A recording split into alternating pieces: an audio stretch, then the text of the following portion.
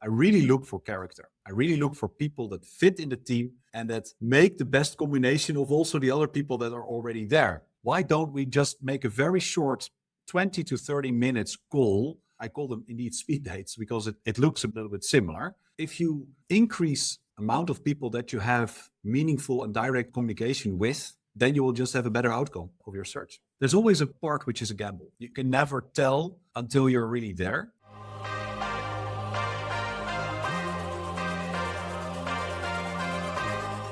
We are live on the Objective Hiring Show with Ronald. Ronald, thank you so much for joining us today.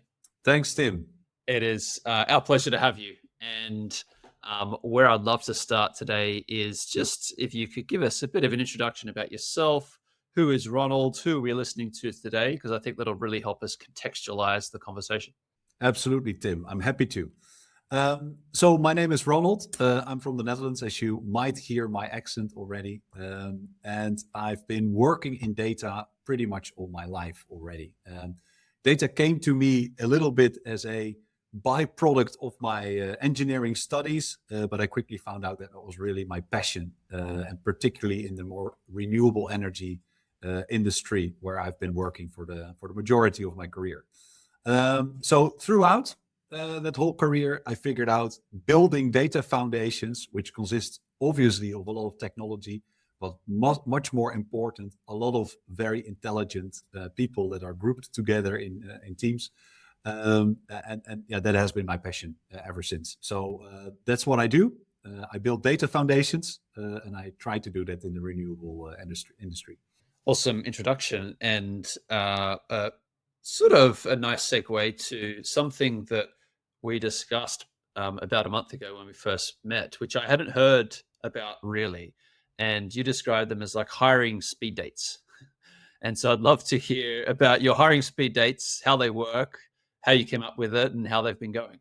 Yeah, well, it's actually that. And when we spoke, I think I was in the middle of a couple of them because that's how it works. So I hired a lot of data professionals, and what I found out is in working with, let's say, HR or recruiters or recruitment, it's not always easy to directly assess based on a resume or a cover letter, or the talks that maybe the recruiters has with the person, if there's actually a fit.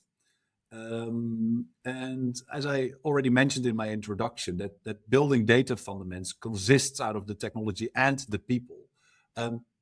It's not that you have some technology and you're just looking for some people to work with. That's not how I look at it. I really look for character. I really look for people that fit in the team and that make the best combination of also the other people that are already there. And I quickly found out that either it took me way too much time and I had a lot of people driving to the office, or even maybe flying out to the office to apply for a job interview. And then let's say in a couple of minutes, you already figure out, okay, this is not the person. And what do you do then, right? That's painful because the person came, they invested a lot of time, you invested a lot of time. So that was kind of a process that annoyed me a little bit. And engineer that I am, I'm always looking to fix annoying problems. And one of the things that I then figured out is that why don't we just make a very short 20 to 30 minutes call, and I'll just do a lot of them.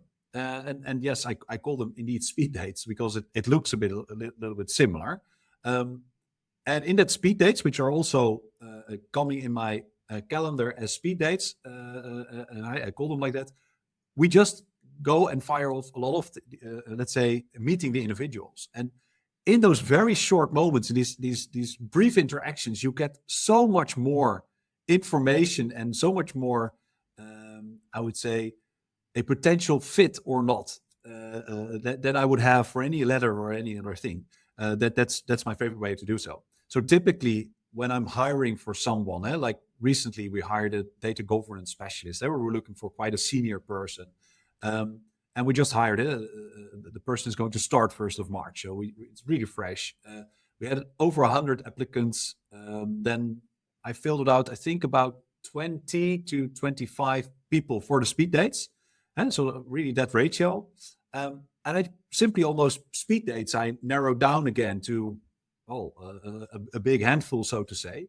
And that's pretty much how we did it. And that proves to be very effective, very efficient, and also from the people that were in those speed dates, they really liked it. They liked the personal touch that they do get to speak with, let's say, the potential manager in question. And now that really proves to be successful. And is part of the success of it that you are quite specific in the questions you choose? Like there's no fluff, you're kind of straight into it, where you're almost choosing quite like high signal questions in a way. Is that part of the approach? Yeah, you're exactly right. That's what we do. So I tend to always ask why people do certain things and why they are at this position where they are. And questions like, what gives you energy? That's always a very good part. And yes, it can happen that people will drift off in a segue that doesn't contain the right information. But yeah, and maybe that's the bluntness of the Dutch people. But it's also always okay to just say, okay, sorry, now I feel you're drifting off, and let's try to rephrase it a bit shorter or something. Like, and it's fine. Like we're all human beings, and as long as that's the difference between being kind and nice. If you're sugarcoating everything and you're super nice, that doesn't give you a lot of information. And if you're kind, you can also say things that potentially hurt people a little bit. Obviously, it should never be the intention. But I do think you get better to the point there. And as you said, Dutch style in a way, like specific and direct and to the point, which I really appreciate. Certainly not the typical style in Australia. So I feel like we could adopt a little bit more of that honest directness. I had someone in the team who was from Australia. Lovely person, really had an amazing, but we indeed had a lot of conversations about that. And that person had to really get used to the style of the Dutch being so direct. It was, okay, what's happening here? No, it's just fine. We're just having a conversation. So I understand what you're saying. I've noticed this even in my own speech, because I'll be like speaking in particular to my nephews who are, small kids. And I realize the words that I'm using are so vague and indirect. It's like, well, maybe I feel like you should think about doing X. Whereas what I mean is do X. That's what in my head is what I'm trying to communicate. But I've added a lot of fluff around it, which then means they're like, well, okay, so I won't do that. What do you want? And so, yeah, I really feel like I could learn a thing or two. I don't know, but yeah, it works with kids as well. I have 4 kids myself, so I know a little bit about what it is to to deal with them. So yeah, absolutely. And you mentioned part of the, I guess, the challenge which led to you moving to this, let's say, speed hiring style of approach, is that for recruiters and talent acquisition, it's very hard for them to evaluate something as technical as an analyst or data scientist, because it's so far out of their own skill remit. Have we almost, like in the way we do hiring, have we almost set them up to fail? Like, are our expectations unrealistic that we could even expect someone who's standard deviations away from that skill set to do an evaluation, even a basic screen? Yeah, I think you're right, and there are, in my mind, there are 2 effects which play along. Let me try to summarize this. The first is, and we use in Dutch the saying, the sheep with the 5 legs. The German one is a lot better. I'll pronounce it in German. It's the eierlegende Wollmilchsau. That's the egg-laying wool milk pig. So in other words, we're just trying to look for the whole package and everything in it. And what I mean by that is that you find that the people that are very good at certain things which you're looking for in your team, they should complement each other. So if you're looking for people that are a little bit above average good at everything, you end up not with a team with a lot of dynamics and a lot of, let's say, positive friction that create a better and a more solid fundament. You need a little bit of rough edges also in people to actually get ahead and innovate. And that brings me to the second point. And that is, I think, particularly hard for a lot of recruiters. Most of the people working in data and analytics don't get energy from going to job interviews. They typically don't get energy going to a birthday party where they don't know anybody. They rather stay at home and be a bit more confined. In other words, they typically are not extroverted in the sense that they get energy from new situations and new things. So what happens is then if you have a recruiter that doesn't know exactly what's happening and almost has a list of terms like data science, Python, Azure, and all these things, and goes into some kind of small talkish, fluffy conversation with such a person, it will just die. It will just not happen. And that's also why I feel that's an extra difficulty, I think, in the field of data, and which I think you should go straight through. And it must also be especially hard because, not having measured this, but my gut feel would say that the average talent acquisition person or recruiter is probably an extrovert. Yes. In my experience, yes. Yeah. I feel like also one bias rule of thumb we have when interviewing is to conflate confidence with competence. And if you're a quiet, introverted data nerd, you might not convey your genius to someone who's expecting you to put on like a song and a dance, and that's the way you pitch yourself. Yeah, and I've also even noticed another effect is that those data experts, nerds, could even come across as a bit arrogant because they're just so clever and know exactly how it works. So in their confidence, it doesn't show like in a very extroverted or social way. But if they're then a bit confident, then it sounds maybe almost belittling to the recruiter, which not unintended, absolutely no bad intentions happen. So that's one of the reasons why I think it helps if you have a more direct approach. And the same happens that you can now also, as a manager, recruit directly through LinkedIn with all kinds of nifty AI features that helps you to select a certain demographic and population of people that look like where you've queried to. And by writing those people direct messages on LinkedIn, that's also amazing how that works. Everybody working in data gets quite frequent messages like, "Hey, would you like to work in XYZ?" And well, in 90% of the cases, it sounds very awful to do so in most of these things. Well, then if a manager actually approaches you, that's really nice. Like you really feel like, oh wow, oh yeah, well, it sounds like somebody that knows what they're doing, or at least until they maybe spoken to you, but in that reach out, and that is also a very positive effect. So that's definitely also a tip that I would like to give to fellow CDOs, fellow people working in data. Use the LinkedIn recruiter and go directly.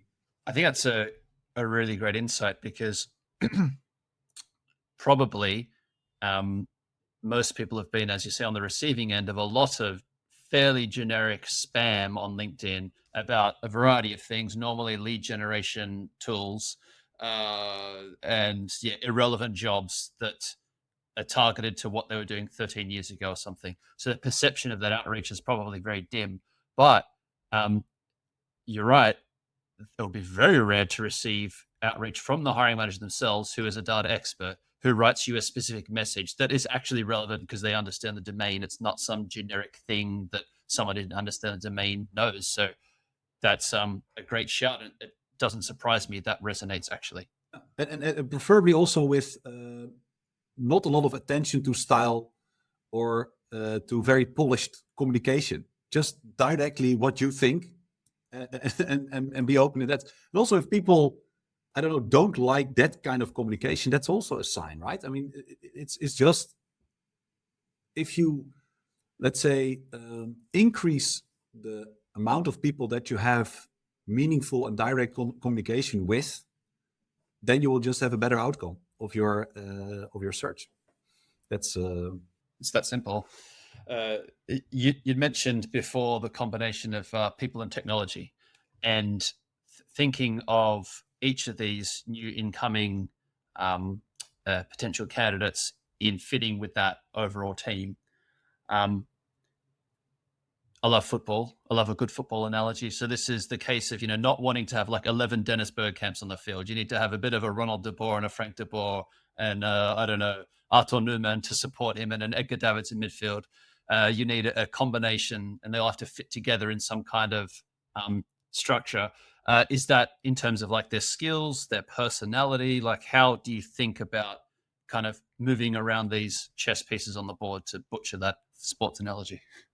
Yeah, all of the above. So I look at three things. So first is you have to have a certain, like if you have a tech stack and you have people that don't fit that tech stack, then it will be quite difficult to do so.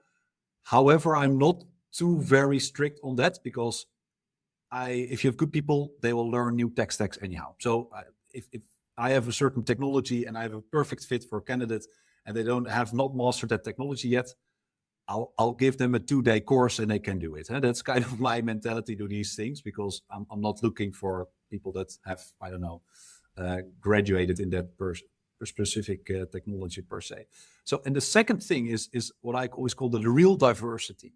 So I'm aware that there are slightly fewer females, for instance, in the data field as there are men. So what I mean with diversity, I'm looking for people with, let's say, different levels of energy, but also different levels of what they have. Some people that are extremely enthusiastic all the time, and some people that are a little bit more critical all the time. Introverts and extroverts, if you can find them. Also a little bit of a healthy balance. So that's where I really look at and how I feel. And the third thing is extremely important to me, is that there is a good fit, in the sense that people can really be themselves. I do believe in creating a group of friends almost. And always there should be a line, and I'm always thinking about The Office, where the manager tries to befriend everyone in the office, and obviously that goes horribly wrong. That's not what I intend, but I do believe in a certain relaxed atmosphere where people can really become or are themselves. And that is a very important point to me.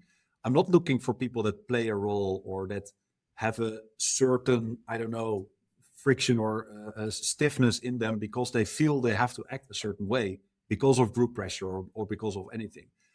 That also goes back then to my management style. When the people are hired, I'm really allergic also to if people are in any shape or form bullied, or they cannot be themselves. That's really the biggest red flag. But those three things and that combination make sure that you have a diverse team that complement each other, that respect each other, and that can really help each other to create the best product forward. And that's how I've built teams. And that's my vision on that. Yeah, you reminded me of the last business I worked in 6 years ago now. Yeah, my overall feeling walking in there every day was, I could just be myself. I wasn't putting on any masks. And I had the sense that a lot of other people seem to feel that way. Not that I asked them all, but that was, such a relaxed and liberating feeling. How do you create that atmosphere? How do you signal that in the hiring process as well? Pretty much by telling them. So maybe that's already defluffed the most as I can. But I really try to tell them, and also by being myself. So I'm trying to. I don't hide anything bad, or I'm not in a role. I don't have a pre-written list of questions.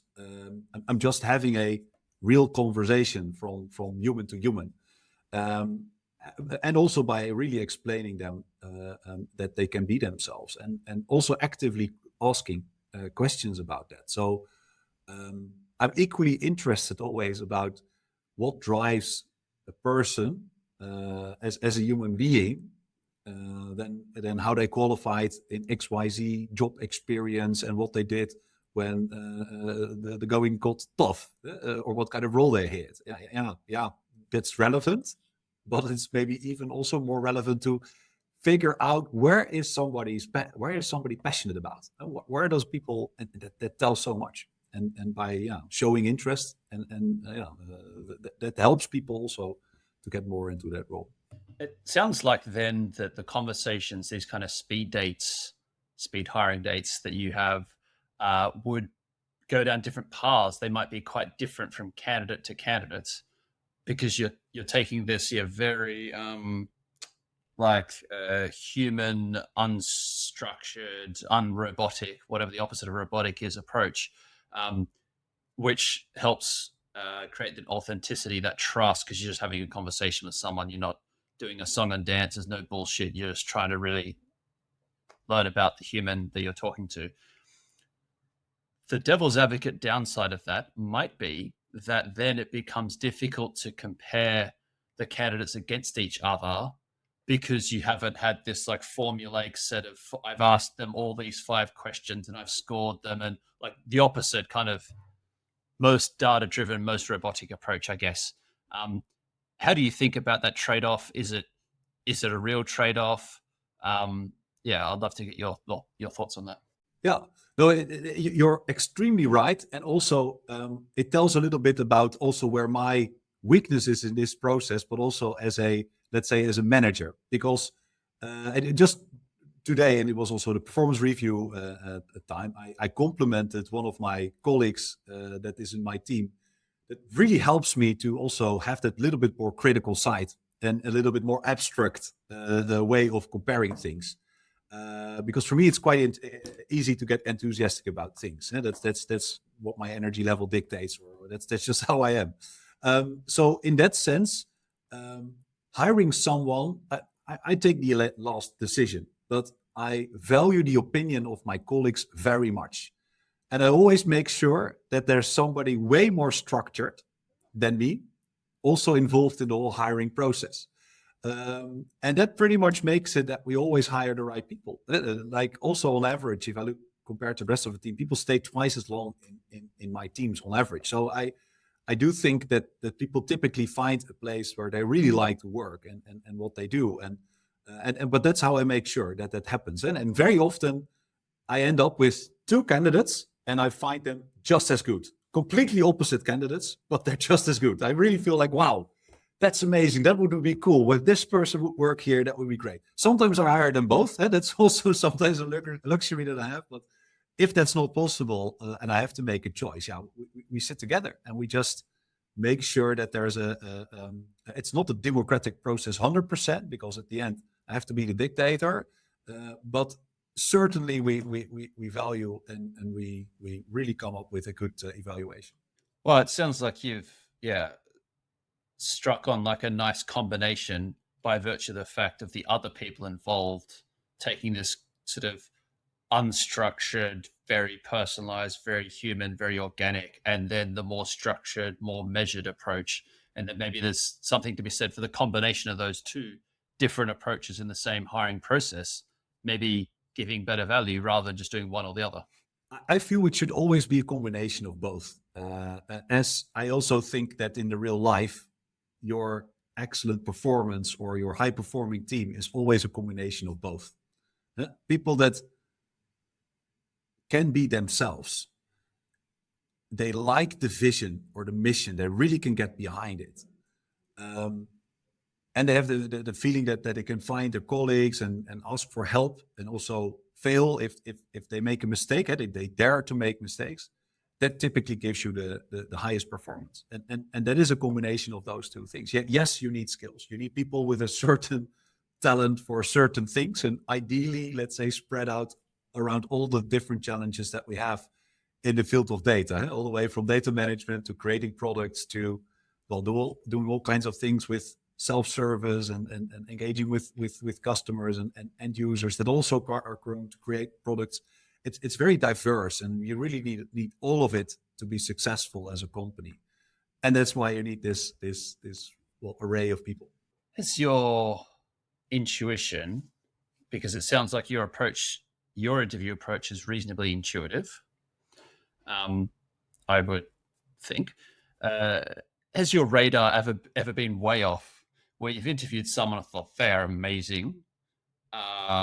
Maybe you've hired them, you're like, oh wow, that was not the right decision. Of course, naming no names or anything like that. I think it goes broader than just hiring. But I have worked with individuals in the past in both ways. I worked with individuals that at first I thought, this is going to be tough. And in the end, they proved to be extremely successful. And also working with individuals where I really felt, okay, this can work. This person can develop to exactly the talent that I would like. And then in the end, there were some things which I thought, okay, that's manageable, or we can work around that, or that can change. And it simply couldn't change. And let's say the impediments grew and became bigger and bigger until you couldn't go around it. And you have to make that real confrontation and that real honest, kind, but emotional conversation almost. That's really what you have to do. So yes, that's the short answer. I make mistakes, absolutely. I'll be the first to admit that. I do think that in the process that we have right now, with pretty much the speed dates and the additional people that look at other things, and together we, undemocratically but very close to, we make a decision that really makes a very solid hiring thing. I'm always humbled when I think about like hiring accuracy and, wanting to reduce the chance of a regretted hire. It's always good to think about sports teams because, I've heard some great stories recently from some football managers who've just spent £100 million on a player, which is, like, I don't know, 1,000 years of a data science team salaries or something, and have all the data in the world, like all the historical playing data and every minute the players ever played. And they get in there on training session number 1. They're like, what the hell have we just spent £100 million on? So no matter how much research and effort you put into it, at the end of the day, you can only be so accurate. Absolutely. And also there, learn from the mistakes, fix them when they go, and move on. I mean, that's also very important, that you don't let that happen in that situation. And at the same time, be aware also of what are the dynamics in the team and what works there. So yeah. Yeah, and there's always such a myriad factors that are unobservable anyway. Like, you have no idea what's going on in this person's private life. Even a long hiring process might be 4 interviews. It's only 4 hours, maybe. Like, it's still a tiny sample size. That's not even 1 working day. Yeah.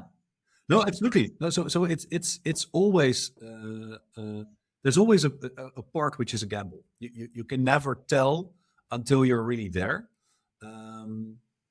So that's always really something to go. But I do think that if you give the people the room to be themselves in that interview, because everybody, or at least not everybody, but most people prepare extremely well. They have a lot of almost perhaps things like, oh, that's an excellent question, and la la la la la, and the whole story comes out, right? If you only have that, then it doesn't work. But if you try to steer away a little bit from that, maybe ask questions which they really cannot prepare for, really try to find their character, I do feel that your accuracy dramatically improves, and you really feel like how it is. And also, that's the other thing why I use the speed date analogy.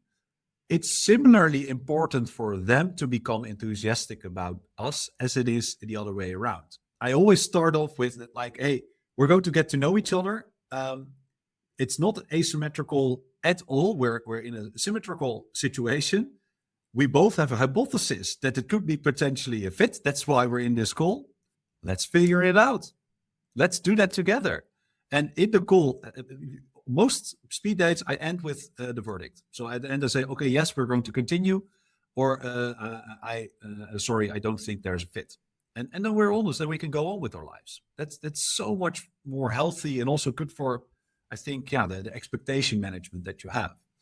So no, that's an awesome and subtle insight. So you get to the end and you immediately give them the verdict from your perspective. Of course, they may also have not been interested. Who knows? Yeah, and also sometimes they have to think about it as well. That's fine, right? And how do they receive that? Because I could imagine for some people it might be confronting to hear it immediately. They're kind of used to being ghosted, which is obviously much worse on the other end of the spectrum. How do they receive it on average? Like when you've said no? I assume you explained a little bit your rationale. And yeah, how do they receive it? Sometimes it's tough. Sometimes people don't understand it. So that can happen. Also, yeah, if people have not really got to that point or they really feel connected yet, it might come a bit of as a surprise. It's a little bit intuitive as well. So there's also sometimes I felt already what it was, but I knew it would take more time. Then I pretty much called them after and just spent a bit more time in order to go. So that the schedule actually allows for a bit more explanation and particularly a bit more listening, because usually that's the thing that people like the most, because telling them no, that's very quickly done. But for people to, in that sense, digest that negative feedback, having someone that they can talk to about that and having actually a conversation about it really helps for the whole process. I mean, I'm not here to hurt people by no means. So that's really important to me, and that's, I think, should be our human rights to have that kind of conversation. I'm against ghosting. That's I think you already can tell. And I imagine they're probably going to be more receptive to feedback because you've already set this very honest, authentic vibe in interview anyway. So they're not going to view you as some person who's like, oh, they're just kind of screwing me out of a job. Like, you've had a real conversation with them.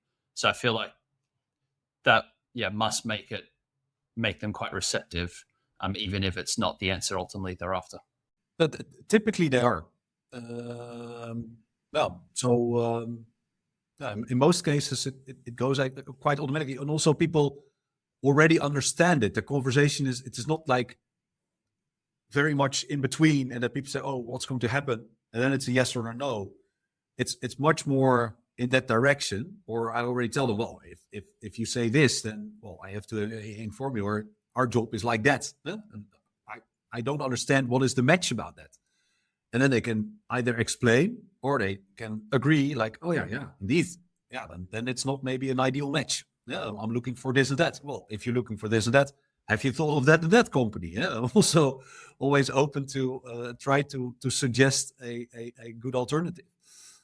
So yeah, that's exactly as you say. I'm trying to have a human conversation. I'm trying not to look too much at statistics and scoring answers. But really having a conversation like it's somebody that you get to know somewhere, and you just try to figure out, hey, what will be a good position for that person. Yeah, I love this approach, and it's a very, I think, like, mature way of doing it, because you're just being honest and transparent. You're being authentic. You're just getting straight to the point. You're not beating around the bush and being vague, and there's no games. Maybe that's the best way to describe it. And ultimately, this is saving everyone time, because you're not stringing people along. They're not kind of playing this bullshit thing either. It's just, I mean, I know people that had, I don't know, 50 job interviews or so. I mean, that's tough, man, to have so many job interviews. If you really cannot find the right match, that's tough. And to be understandable about the process, and it's we have to value each other's time there. There's another really helpful insight you gave us earlier, which was around trying to make them trying to unlock their true selves by not just peppering them with questions they've already pre-prepared for, like trying to get them to be honest and kind of open up and be authentic. Part of that must be down to getting them to be like relaxed, I guess. Have you ever, along this kind of similar vein, have you ever considered these are calls, like these are like phone calls or video calls, the first round? Typically the speed dates I do in video calls, because it just saves the hassle. We're in a tiny country, so the longest you can travel is 3 hours, but yeah, still we 3 hours is still 3 hours, right? I mean, if it's just 30 minutes, it's literally in between business meetings or between bringing the kids to school and I don't know, going shopping or so. Like it's very manageable. Yeah, no barrier. Because what I was thinking of, okay, it's maybe not so relevant because it's online, but if this was a in-person interview, let's say later on in the hiring process, would you ever take them to a cafe instead rather than having it in an office just to kind of get the friendlier vibe down? Absolutely. In fact, in Van Noord, we have our own cafe. And all my first interviews I hold in that cafe. So it's an open space. You have plants and, well, a barista and real coffee and just tables and just a very nice open atmosphere in which you can do so. However, not everyone really likes that. So it's also always good to do. So I always try to reserve a meeting room. Sometimes in my chaotic nature, I forget. But when I have that, I typically give the people the option. Sometimes people prefer a closed space because that just gives them a little bit less distractions. And then that's fine as well. But I try to have, well, as many of those conversations in as relaxed as possible setting. Also, even business meetings. So I do a lot of business meetings in that particular cafe. That really works well. I could do it just as easy also externally. That would be also absolutely 100% fine for me as well. And yeah, it just starts to bring out the true person, I guess, and you start to get to the bottom of who they are rather than this mask or what have you that would be so common in an interview otherwise. Exactly that. Shifting gears a little bit, what are you thinking about AI? AI and hiring, is this hype? Is this legitimate? Are humans going to be involved in hiring in 2 years? Is it going to be completely automated? Like, what's your kind of big picture thoughts on AI and hiring? First, I'd like to reflect a little bit without spending another 2 hours about AI and the world, what's happening. So I think in almost all processes where human decisions are needed, AI can play a role. And the level of that role or the extent of that role is getting bigger and bigger every day in almost everything that we do. So that's I would almost say inevitable, and also to be used for good purposes. So I really I use AI in certain things.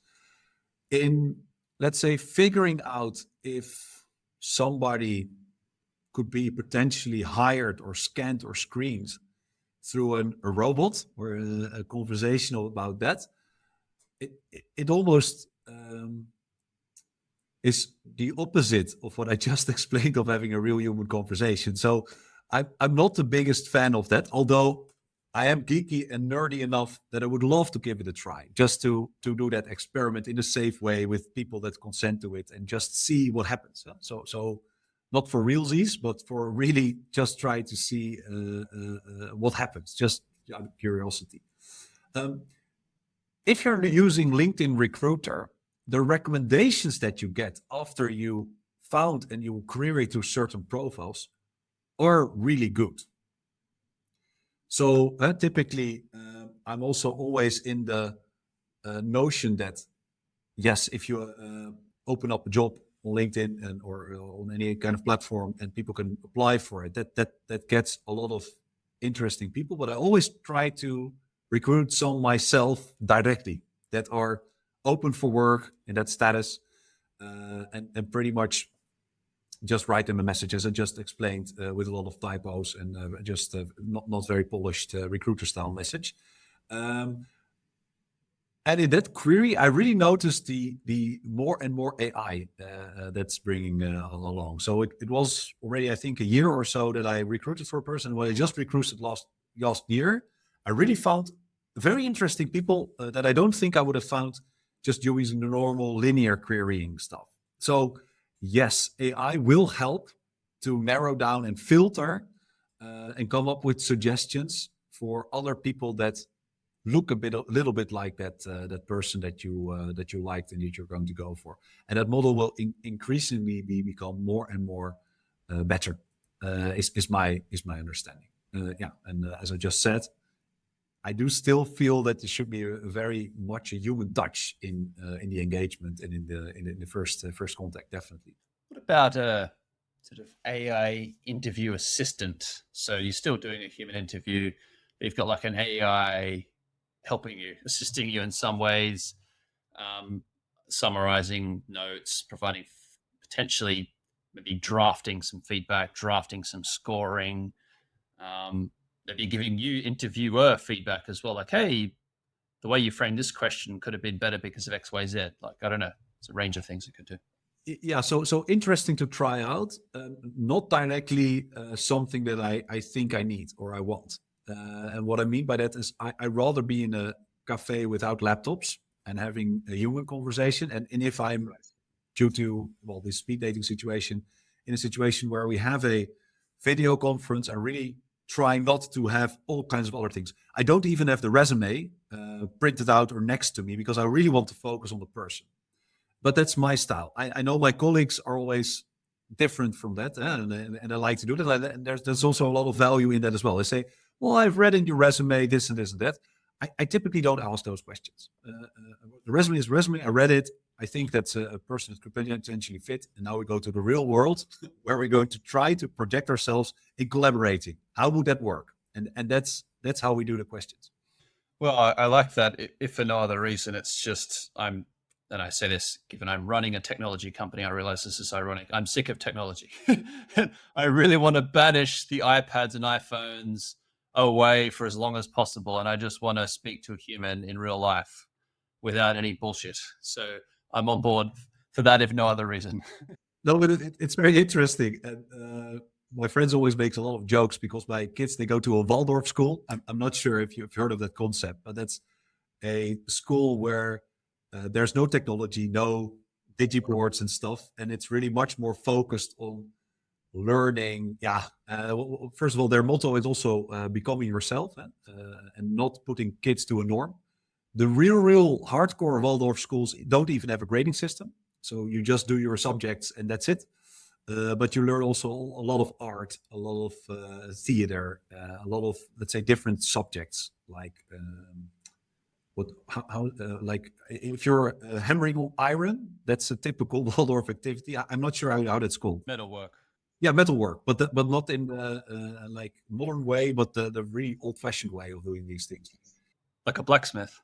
Yeah, like a blacksmith. That was the word I was looking for. Like these kind of things is typical. So my daughter is now 13. Just blacksmithed some kind of iron thing that you could use in the fire. That's fantastic. So that's what they learn. So I really love that it's very analog and you learn real things and very human as well.